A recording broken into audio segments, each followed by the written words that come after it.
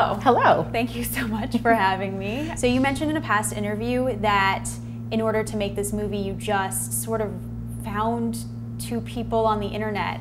How does something like that even happen to producers? No, I mean, I have to say, I think it's an amazing time we're in right now for filmmakers because you can shoot something with a little camera that anyone can get. You can find people online to collaborate with. So what happened was my previous film, which is a short called Touch, had done a bunch of film festivals. Okay. And one of the film festivals was this wonderful festival called LunaFest. These producers in New York, Mandy Tager-Brockie and Adi Azroni from Spring Pictures, just coincidentally happened to be looking online for up-and-coming directors as I was trying to find producers for this project. They found me through LunaFest and they called me and they were like, what would you like to make? And I said, well, I have this. That's awesome. So you have the amazing Juliette Lewis and Sybil Shepherd and Josh Hopkins, but now there's Jonny Weston, who is phenomenal. Yeah. What was the casting process like for him? We saw a lot of boys for the role, a lot of great boys, a variety of interpretations of the role. And so that's really great because you can kind of experiment in casting. This could take a while. Honey, it's one line. Not if I do my job right.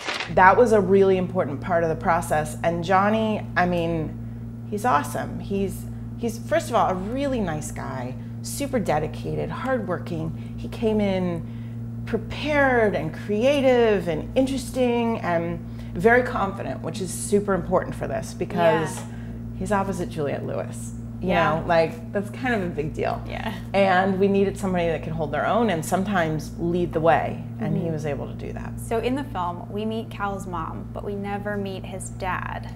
Yes. Is that, like, was there ever a possibility that we would maybe meet him? It's so funny. You're the second person that's mentioned this to me. And I mean, I don't want to say it wasn't a thought, but actually, I don't think that it was. I mean, I wish Amy were here so I could pick her brain because she wrote it, Amy Lowe-Starbin, and see what she has to say about it. But the absence of men in the movie is in a way a validation of them because it's kind of very unbalanced. What are some films that influence you as a creator, or maybe some of your favorite directors? I kind of came to film late. Like, I wasn't this kid who had a film camera in their hand when they were a little kid. And I just wasn't aware of it.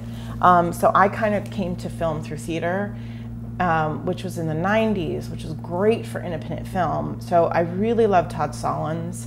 Welcome to the Dollhouse is one of my favorite films. Love that movie. It cracks me up just thinking about it. I love that movie. It's so great. But then I also love movies like that are still about something or about people. I mean, that's one of my favorite directors is Ang Lee, and I think that is because he comes from an independent sensibility, and even when he is making bigger movies, it's about people. So we have a lot of young viewers on our show that want to break into the industry. Do you have any advice for them, just for up-and-comers? I would say find material that you love and just commit and do it the best that you can, and then do it again and again and again, and eventually you'll have something you like.